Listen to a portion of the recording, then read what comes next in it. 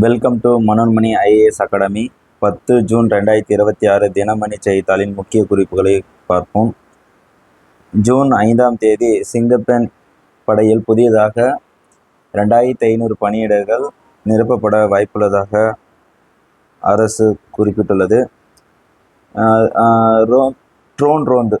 So இந்த drone ரோந்து அப்படின்றது வந்து பார்த்திங்கன்னா, பெண்களுக்கு எதிரான பாலியல் தொல்லை, கடத்தல் என அனைத்து வகையிலான குற்றங்களை தடுக்கும் வகையில் ட்ரோன் ரோந்து மூலம் கண்காணிக்கப்படும் என முதல்வர் தெரிவித்தார்.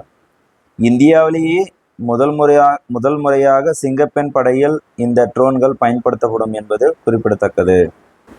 மேலும் இந்த சிங்கப்பெண் அதிரடிப்படைக்கான லட்சினை, அதாவது லோகோ சொல்லக்கூடிய லட்சினை வந்து தமிழ்நாடு முதல்வர் ஜோசப் விஜய் வெளியிட, அதை பெற்றுக்கொண்ட அந்த படையின் தலைமை அதிகாரி ஐஜி ஜே பவானீஸ்வரி பெற்றுக்கொண்டார்.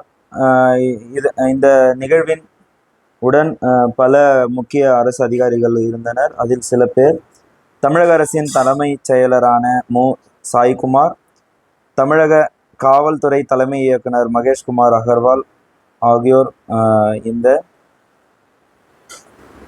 விழாவில் இடம்பெற்றுள்ளனர். அதிமுகவுக்கான கொறாடா யாருன்னா அக்ரி கிருஷ்ணமூர்த்தி. இது பிரகாரம் பார்த்தீங்கன்னாக்கா, இந்த வாக்கெடுப்பு மே மாதம் 13ஆம் தேதி இந்த வாக்கெடுப்பு நடந்தது இல்லையா, அதில் வந்து பார்த்தீங்கன்னா ஒரு 25 பேர் வந்து டிவிகேக்கு வந்து ஆதரவு தெரிவிச்சிருந்தாங்க. அதில் 4 பேர் வந்து ராஜினாமா செய்து அடுத்து ஒரு 21 பேருக்கு வந்து தகுதி நீக்கம் கொடுக்கணும் அப்படின்னு சொல்லிட்டு அதிமுகவுடைய பொதுச் செயலரான எடப்பாடி பழனிசாமி வந்து சட்டப்பேரவை தலைவரான ஜேசிடி பிரபாகரிடம் வந்து மனு கொடுத்திருந்தார் இல்லையா. இந்த மனு வந்து அடிப்படையில், விசாரணை அடிப்படையில் திரும்பவும் வந்து அந்த 21 பேர் வந்து சமாதானமாயிட்டு திரும்ப அதிமுகவில் இணைஞ்சதன் அடிப்படையில் எடப்பாடி பழனிசாமி வந்து இந்த 21 பேர் தாங்கள் செய்த தவறுக்கு வருத்தம் தெரிவித்ததாகவும் அதை ஏற்று அவர்களை மன்னித்து விட்டதாகவும் எடப்பாடி பழனிசாமி பேரவைத் தலைவரான ஜேசிடி பிரபாகரன் தெரிவித்தார். இந்த கோரிக்கையை ஏற்று இந்திய அரசியலமைப்பு சட்டத்தின் 10வது அட்டவணையின் கீழ் அந்த 21 எம்எல்ஏக்கள் மீது எடுக்கப்படவிருந்த தகுதி நீக்க நடவடிக்கையில் கைவிடுகிறேன் என்று தெரிவித்துள்ளார். அதாவது இந்திய அரசியலமைப்பு 10வது அட்டவணை அடிப்படையில் அவங்க மேலே இப்போ தகுதி நீக்க நடவடிக்கை எடுக்கப்படாதா இருந்தது இல்லையா, அது வந்து தகுதி நீக்கம் படவில்லை அப்படின்றத தெரிவித்துள்ளார்கள். ஜூன் 9ஆம் தேதி வந்து பார்த்தீங்கன்னாக்கா பிர்சா முண்டாவுடைய நினைவு நாள்.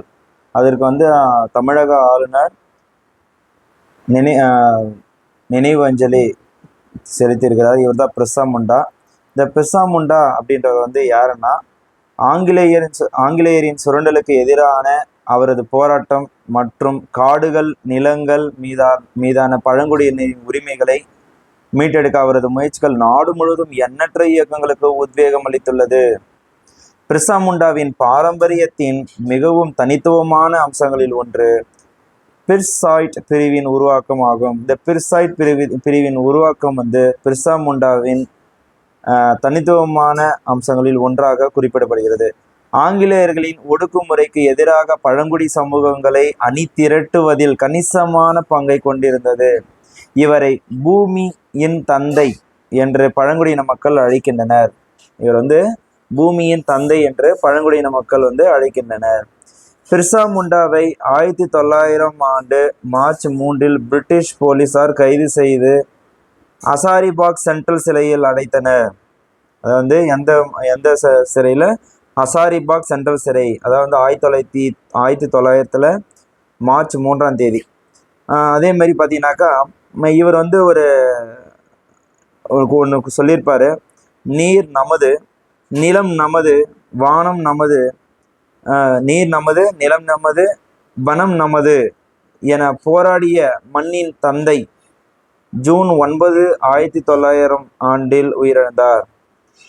பிர்சா முண்டாவின் நினைவு நாளில் அவரை போற்றி வணங்குகிறோம். அதாவது ஜூன் 9ஆம் தேதி 1900 இறந்தார் இல்லையா, அந்த நாளை தான் ஜூன் 9ஆம் தேதி நினைவஞ்சலி செலுத்தப்பட்டது. இவர் பூமிக்காக பூமியோட அந்த நீருக்காகவும் நிலக்காகவும் வனம்காகவும் போராடியதுக்காக இவரை வந்து பழங்குடியினர் வந்து என்னன்னு சொல்லுவாங்கன்னா பூமியின் தந்தை அப்படின்றத சொல்லுவாங்க. ஸோ பிர்சா முண்டாவை பார்த்தங்க. பயங்கரவாதத்துக்கு எதிராக துணிச்சலான செயல்பாடுக்காக 27 வயது இராணுவ வீரருக்கு கீர்த்தி சக்ரா விருது வழங்கப்பட்டது. இந்த விருதானது இந்திய குடியரசுத் தலைவர் திரௌபதி முர்முவால் வழங்கப்பட்டது. அதான் வந்து இந்த கீர்த்தி சக்ரா விருது அப்படின்னா என்னன்னு பார்ப்போம். அப்போ அந்த 27 வயது 27 வயது கொண்டவர் யாருன்னு பார்த்தீங்கன்னா, பயங்கரவாதத்திற்கு எதிராக துணிச்சலான செயல்பட்டதை அங்கீகரித்து மிசோரம் மாநிலத்தை சேர்ந்த கேப்டன் லால் ரினாவ்மா சைலோவுக்கு, அது வந்து லால் ரினாவ்மா சைலோவுக்கு 27 வயது, இவருக்கு வந்து பார்த்தீங்கன்னாக்கா கீர்த்தி சக்ரா விருது வழங்கப்படுது. இந்த கீர்த்தி சக்ரா விருது அப்படின்னா என்னன்னு பார்ப்போம். இந்த கீர்த்தி சக்ரா விருது என்னன்னா, போர்க்களத்தில் அல்லாமல், போர் நடக்குது இல்லையா, அப்போ இல்லாம மற்ற நேரங்களில் காட்டப்படும் அசாத்தியமான வீரம், தைரியம் மற்றும் சுய தியாகத்திற்காக இந்திய அரசின் மிக உயரிய அமைதிக்கால வீர விருதாகும். லிசன், அமைதிக்காக வீர விளையாட்டு விருதாகும். இது இந்தியாவின் 2வது மிக உயர்ந்த அமைதிக்கால வீர விருந்தாக கருதப்படுகிறது. அப்போ அமைதிக்காக வீர விருதுல இந்தியாவின் உயர்ந்த 2வது விருதுன்னு பார்த்தீங்கன்னா கீர்த்தி சக்ரா விருது. அப்போ முதல் பார்த்தீங்கன்னா அசோக சக்கரம் தான் பார்த்தீங்கன்னாக்கா அமைதிக்காக கொடுக்கக்கூடிய இந்தியாவுடைய மிக உயர்ந்த விருது. அதுக்கு அடுத்தது பார்த்தீங்கன்னா கீர்த்தி சக்ரா விருது. 3வதா பார்த்தீங்கன்னா சௌரிய சக்கர விருது கொடுக்குறாங்க, சௌரிய சக்ரா விருது.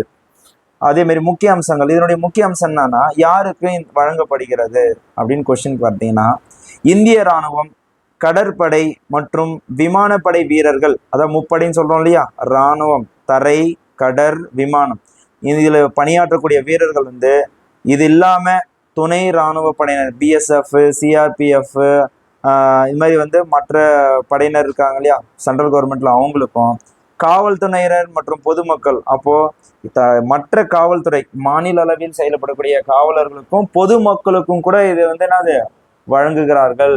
ஆகியோர்களுக்கு அவர்களின் வீர தீர செயல்களுக்காக வழங்கப்படுகிறது. இதனுடைய வரலாறு பார்த்தீங்கன்னா 1967க்கு முன் இந்த விருது அசோக சக்ரா வகுப்பு 2 என்று அழைக்கப்படுகிறது.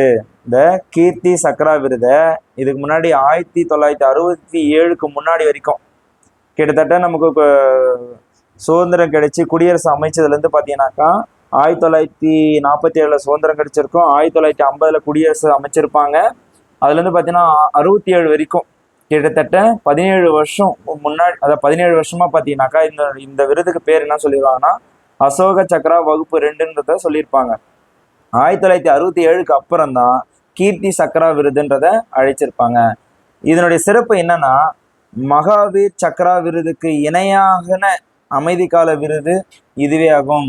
அப்போ இந்த விருது வந்து எதை கூட கம்பேர் பண்றாங்கன்னா, மகாவீர் சக்ரா விருதுக்கு இணையான அமைதிக்கால விருது இதுவாகும். இந்த சமீபத்தில் நிகழ்ந்த தமிழ்நாட்டை சேர்ந்த ஒருவருக்கு வந்து பார்த்தீங்கன்னாக்கா இந்த விருது வந்து கொடுத்துருக்குறாங்க. அது யாருக்குன்னு பார்த்தீங்கன்னா மீனாட்சி சுந்தரத்திற்கு கொடுத்துருக்காங்க. இவர் வந்து ஒரு தேனி மாவட்டத்தை சேர்ந்தவர். இது வந்து அவர் என்ன பண்ணியிருப்பார்னா, ஜம்மு காஷ்மீரில் பயங்கரவாதிகளுக்கு எதிரான சண்டையில் வீரத்துடன் செயல்பட்டு முகத்தில் குண்டடிப்பட்ட நிலையிலும் தீவிரவாதிகளை வீழ்த்தி நாட்டை காத்த தமிழகத்தை சேர்ந்த இராணுவ வீரர் மீனாட்சி சுந்தரத்திற்கு குடியரசுத் தலைவர் திரௌபதி முர்மு அவர்களால் கீர்த்தி சக்ரா விருது வழங்கி கௌரவிக்கப்பட்டது என்பதை குறிப்பிட்டிருக்காங்க. இந்த நேட்டோவுக்கு போட்டியாக பால்டி கடலில் ரஷ்யா இராணுவ பயிற்சி அப்படின்னு கொடுத்துருக்குறாங்க. அதாவது நேட்டோவுக்கு போட்டியாக, நேட்டோன்றது ஒரு அமைப்பு. இந்த அமைப்புல வந்து பார்த்தீங்கன்னா கிட்டத்தட்ட 32 நாடுகள் வந்து பங்கேற்குது. இது என்னன்னா அந்த கடல் பகுதியில் வந்து பார்த்தீங்கன்னாக்கா அந்த போருக்கான பயிற்சி பெறுவாங்க. அதே மாதிரி பார்த்தீங்கன்னா இந்த 32 நாடுகளுக்கு ஏதாவது வந்து எதனா ஒரு பாதிப்பு ஏற்பட்டுச்சுன்னா மற்ற நாடுகளும் சேர்ந்து அந்த எதிரி நாட்டை வந்து போர் தொடுப்பாங்க அப்படின்னு சொல்லி கொடுத்துருக்குறாங்க. இது வந்து பார்த்தீங்கன்னாக்கா இந்த போர் பயிற்சி அப்படின்னு வந்து அந்த பயிற்சி வந்து எங்கே நடக்குது அப்படின்னு பார்த்தீங்கன்னாக்கா பால்டிக் கடற்பகுதியில், அந்த கடற்பகுதி பேர் என்னது, பால்டிக் கடற்பகுதியில் நேட்டோ கூட்டமைப்பு நாடுகள் இராணுவ பயிற்சியை மேற்கொண்டு வரும் நிலையில் அதற்கு போட்டியாக ரஷ்ய கடற்படையும் அங்கு போர் பயிற்சியை தொடங்கியுள்ளது. என்னன்னா, இந்த நேட்டோ நேட்டோ கூட்டமைப்பு நாடுகளுக்கு எதிராக இந்த ரஷ்யாவும் என்னது ரஷ்யாவும் பார்த்தீங்கன்னாக்கா போர் பயிற்சி வந்து தொடங்கியுள்ளது அப்படின்னு கொடுத்துருக்காங்க. இந்த நேட்டோ வந்து இந்த பயிற்சி வந்து பார்த்தீங்கன்னா ஜூன் 4 முதல் 20ஆம் தேதி வரை நடைபெறும். நேட்டோவின் இந்த ஆண்டுக்கான மிகப்பெரிய கூட்டு பயிற்சியில் 15 நாடுகளை சேர்ந்த 20 போர் கப்பல்களும் சுமார் 6000 இராணுவ வீரர்களும் பங்கேற்றனர். மொத்தம் 32 நாடுகள் சொல்லியிருந்தாலே அதில் வந்து 15 நாடுகள் வந்து இந்த இராணுவ பயிற்சியில் வந்து ஈடுபட்டிருக்காங்க. கிட்டத்தட்ட 15 நாடுகளை சேர்ந்த, ஓகேங்களா. நேட்டோ அமைப்பில் உள்ள லிதுவேனியா, போலந்து நாடுகளுக்கு இடையே அமைந்துள்ள ரஷ்யாவின் கலின்கிராட் தீபகற்பம் பகுதியில் கடந்த 2 நாட்களாக இந்த ஒத்திகை நடைபெற்றது. அதாவது ரஷ்யாவுடைய கலினின்கிராட் தீபகற்பம் இருக்கு, ஒரு தீவு மாதிரி இருக்கும். அது கலினின்கிராட் தீபகற்பம் வந்து பார்த்தீங்கன்னாக்கா அது வந்து பார்த்தீங்கன்னா ரஷ்யாவை சேர்ந்தது. அதனுடைய பக்கத்தில் வந்து பார்த்தீங்கன்னா கடந்த 2 நாட்களாக வந்து பார்த்தீங்கன்னா இந்த ஒத்திகை நடைபெறுது. இந்த நேட்டோன்னா என்னன்னு பார்ப்போம். நேட்டோன்னா என்னன்னு பார்ப்போம். நேட்டோங்கிறது North Atlantic Treaty Organization. North Atlantic Treaty Organization அதாவது என்பது வட அமெரிக்கா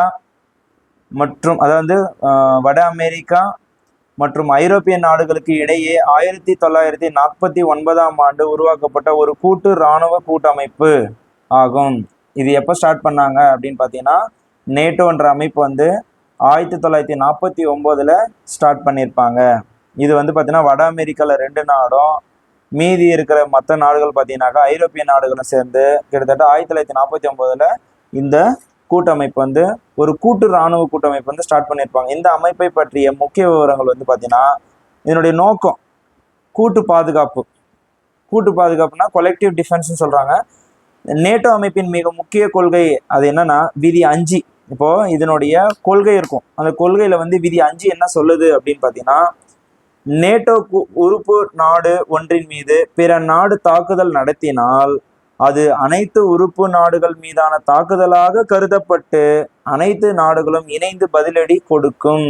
இந்த உறுப்பு நாடுகள் மேல ஏதாவது ஒன்று தாக்குதல் நடந்துச்சுன்னா அது மற்ற நாடுகளுக்கும் தாக்குதல் நடத்துறதா நினைச்சுக்கிட்டு மற்ற நாடுகளும் எதிரடி இணைந்து பதிலடி கொடுக்கும் அப்படின்றத கொடுத்துருக்குறாங்க.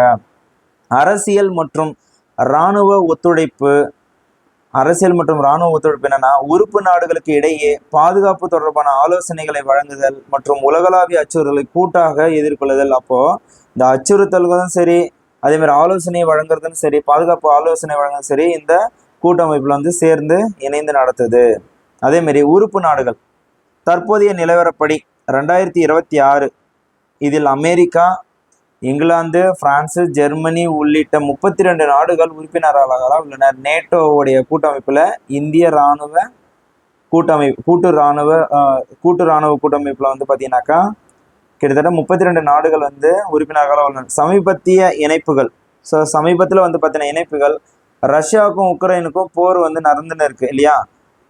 இதற்கிடையில வந்து பார்த்தீங்கன்னாக்கா இந்த கூட்டமைப்புல வந்து ரஷ்யா கிடையாது. அதன் பிறகு பார்த்தீங்கன்னா உக்ரைன் என்ன பண்ணுதுன்னா இந்த கடல்ல வந்து போர் நடக்கிறதுனால உக்ரைன் வந்து இந்த அமைப்புல வந்து சேர்ந்துக்கலாம் அப்படின்னு சொல்லிட்டு ஒரு முடிவுக்கு வருது. அந்த முடிவின் பலனாக தான் வந்து இதை மென்ஷன் பண்ணியிருப்பாங்க. தங்களின் பாதுகாப்பை கருதி ஃபின்லாந்து மற்றும் ஸ்வீடன் என்னன்னாக்கா இந்த 2 நாடுக்கு நடக்கும் போது பார்த்தீங்கன்னா உக்ரைனுக்கு நியர்பை இருக்கிற கண்ட்ரி பார்த்தீங்கன்னாக்கா ஃபின்லாந்து, ஸ்வீடன் சொல்லலாம். இந்த 2 நாடுகளும் இந்த அமைப்பில் வந்து சமீபத்தில் இணைந்தன. அப்போ இதை பார்த்துட்டு என்ன பண்றாங்கனாக்கா ஃபின்லாந்தும் ஸ்வீடனும் இணைகிறாங்க. ஏன் இது எப்போதும் செய்திகளில் இருக்கிறது அப்படின்னு பார்த்தீங்கன்னா உக்ரைனுக்கும் ரஷ்யாவுக்கும் நீண்ட கால போர் நடந்துன்னு இருக்கு. இந்த உக்ரைன் போர்னு சொல்றோம் இல்லையா, உக்ரைன் நாடு நேட்டோ அமைப்பில் இணைய விருப்பம் தெரிவித்ததே ரஷ்யா அதன் மீது போர் தொடுத்ததற்கான மிக முக்கிய காரணங்களில் ஒன்றாக பார்க்கப்படுகிறது. இது கூட இணையலாம் எரிஞ்சிட்டு பாதுகாப்பு பெறலாம் அப்படின்னு நினைச்ச இந்த உக்ரைனுக்கு எதிராக தான் இந்த போர் வந்து தொடங்கியிருக்கலாம் அப்படின்றது ஒரு காரணமாகவும் இது குறிப்பிட்டிருக்காங்க. ரஷ்யாவுடனான மோதல், சோவியத் யூனியனின் தற்போதைய ரஷ்யா, ஸோ இதுக்கு முன்னாடி ரஷ்யான்றது சோவியத் யூனியன் அப்படின்றத நம்ம அழைப்போம், ஆதிக்கத்தை தடுப்பதற்காகவே இந்த அமைப்பு இரண்டாம் உலகப் போருக்கு பின் தொடங்கப்பட்டது என்பது குறிப்பிட்டது. அப்போ வந்து இரண்டாம் உலக போர் முக்கியமா நடந்ததுக்கு முக்கிய காரணம் பார்த்தீங்கன்னா இந்த சோவியத் யூனியன் என்று அழைக்கப்படக்கூடிய ரஷ்யாவுடைய ஆதிக்கத்திற்கு எதிராக தான் இந்த வந்து நேட்டோ அமைப்பு வந்து உருவாக்கப்பட்டது அப்படின்றத குறிப்பிட்டிருக்காங்க. ராக்வீர் சாலை பாதுகாப்பு திட்டம். இந்த ராக்வீர் சாலை பாதுகாப்பு திட்டம்னா என்ன? இந்த மத்திய சாலை போக்குவரத்து நெடுஞ்சாலைத்துறை அமைச்சகத்தின் கீழ் செயல்படுத்தப்படும் ராக்வே சாலை பாதுகாப்பு விழிப்புணர்வு திட்டம். இதற்கு ஆதரவாக பார்த்தீங்கன்னாக்கா ரேபிடோ வந்து இணைஞ்சிருக்கிறாங்க. ஒரே நேரத்தில் 4 லட்சத்துக்கும் அதிகமான ஓட்டுநர்கள் வாடிக்கையாளர்களை உறுதிமொழி ஏற்க செய்து ரேபிடோ நிறுவனம் புதிய கின்னஸ் உலக சாதனை படைத்துள்ளது. இந்த உறுதிமொழி என்ன அப்படின்றத பார்ப்போம். இந்த சாலை விபத்துலலாம் பார்த்தீங்கன்னாக்கா சிக்கியவர்களுக்கு, சாலை விபத்துகளில் சிக்கியவர்களுக்கு விபத்து நடந்த முதல் 1 மணி நேரத்தில் பொதுமக்கள் தயக்கமின்றி மருத்துவ உதவி வழங்குவதை ஊக்குவிக்கும் நோக்கில் இத்திட்டம் கொண்டு வரப்பட்டது. இப்போ பார்த்தீங்கன்னாக்கா நம்ம தமிழ்நாட்டிலையும் சில ஸ்கீம்லலாம் வந்து பார்த்தீங்கன்னா போக்குவரத்தில் நிறையவே இந்த மாதிரி இருக்குது. பொதுவாக வந்து பார்த்தீங்கன்னா இந்த இந்தியா ஃபுல்லாகவே பார்த்தீங்கன்னாக்கா ராக்வீர் சாலை பாதுகாப்பு திட்டத்தில் என்ன சொல்கிறாங்கன்னா, சாலையில் பாதிக்கப்பட்ட ஒருத்தருக்கு வந்து 1 மணி நேரத்தில் வந்து மருத்துவ உதவி கிடைக்கிறதுக்காக மக்கள் எந்நேரமும் உதவணும் அப்படின்றது தான் இந்த திட்டத்தினுடைய முக்கிய குறிக்கோள். இந்த மத்திய அமைச்சர் நிதின் கட்கரி, ரேபிடோ இணை நிறுவனர் அரவிந்த் சங்கா ஆகியோர் முன்னிலையில் இக்கூட்டு முயற்சி அதிகாரப்பூர்வமாக அறிவிக்கப்பட்டது. ஸோ இந்த உறுதிமொழியும் கிட்டத்தட்ட 4 லட்சத்துக்கும் அதிகமான ஓட்டுநர்கள் இருந்தும் வாடிக்கையாளர்களும் உறுதிமொழி ஏற்றாங்க. மக்களை தேடி மருத்துவம் 2021 தொடங்கப்பட்ட ஒரு திட்டம் தான் இது. இந்த மக்களை தேடி மருத்துவம் அப்படின்றது வந்து பார்த்தீங்கன்னாக்கா சர்க்கரை நோய், அதான் வந்து சுகர் பேஷண்ட் சொல்கிறோம் இல்லையா, அதேமாதிரி ரத்த அழுத்தம், ஹை ப்ரெஷர், பிபி எல்லாம் சொல்கிறோம் இல்லையா, அதேமாதிரி இதய நோய், அப்புறம் சிறுநீரக பாதிப்புகள், டயாலிசிஸ் சிகிச்சை தேவைப்படுவோருக்கு வீடுகளுக்கே சென்று மருந்துகளையும் சிகிச்சைகளையும் வழங்கும் மக்களை தேடி மருத்துவ திட்டம் வந்து 2021 வந்து தொடங்கப்பட்டது. இந்த திட்டத்துக்கு வந்து பார்த்தீங்கன்னாக்கா ஐநா சபையும் வந்து விருதும் முந்தைய ஆட்சியில் வந்து கிடைக்கும். இந்த திட்டத்துக்காக ஐநா சபையால் விருதும் வழங்கப்பட்டது என்பதை குறிப்பிடப்பட்டுள்ளது. சிவப்பணுக்களை அதிகரிக்கும் மருந்துகள் அப்படின்னு கொடுத்துருக்குறாங்க. இப்போ நம்ம ரத்த ஓட்ட மண்டலத்தை வந்து பார்த்தீங்கன்னா 3 விதமாக பிரிக்கிறோம். ரத்த சிவப்பணுக்கள், ரத்த வெள்ளை அணுக்கள், ரத்த தட்டுகள் அப்படின்னு சொல்லிட்டு இந்த ரத்த சிவப்பணுக்கள் தான் முக்கியமான பணிகளை வந்து செய்யுது. அப்படி பார்த்தீங்கன்னா இந்த ரத்த சிவப்பணுக்களை அதிகரிக்கும் மருந்துகள் அப்படின்னு சொல்லி ஒன்றத்தில் என்ன கொடுத்துருக்காங்கன்னா, உடலில் இரத்த சிவப்பணுக்களை அதிகரிப்பதற்காக உட்கொள்ளப்படும் ஃபோலிக் அமில மருந்துகள் தற்போது மில்லிகிராம், இப்போ பார்த்தீங்கன்னாக்கா மில்லிகிராம் அளவில் தான் வந்து இப்போ கொடுத்துன்னு இருக்காங்க. இதை எனப்படும் அளவீட்டில் விற்பனை செய்யப்பட்டு வரும் நிலையில் இனி அவற்றை மைக்ரோகிராமாக எம்எம்ஜி, இப்போ எம்ஜின்ற மாதிரி மில்லிகிராம்னா எம்ஜின்னு சொல்லுவோம், மைக்ரோ மில்லிகிராம்னா எம்எம்ஜி அளவில் வந்து பார்த்தீங்கன்னா வகைப்படுத்தி சந்தைப்படுத்துமாறு மத்திய சுகாதார அமைச்சகம் அறிவுறுத்துள்ளது. அதான் வந்து இரத்த சிவப்பணுக்களை அதிகரிக்க பயன்படும் ஃபோலிக் மருந்துகள் அப்படின்னு சொல்லுவோம். இந்த ஃபோலிக் அமில மருந்துகள் வந்து பார்த்தீங்கன்னாக்கா பொதுவாக வந்து பார்த்தீங்கன்னா இந்த ப்ரெக்னன்ஸ் லேடிஸ்க்கெல்லாம் வந்து அதிகமாக ஹாஸ்பிட்டலில் தருவாங்க. அதேமாரி குழந்தைகளுக்கும் இப்போ ஃபோலிக் மருந்துகள் வந்து பார்த்தீங்கன்னாக்கா இரும்புச்சத்து குறைபாடு உள்ள குழந்தைகளுக்கு இரும்புச்சத்து, இப்போ பார்த்தீங்கன்னா நிறைய குழந்தைங்க ஹெல்த்தியான ஃபுட்டு சாப்பிட்றதில்ல, அதனால் வந்து பார்த்தீங்கன்னா பள்ளிக்கூடத்துலையும் கல்லூரிலையும் கூட பார்த்தீங்கன்னாக்கா இந்த ஃபோலிக் அமில மருந்துகள் வந்து கொடுக்குறாங்க.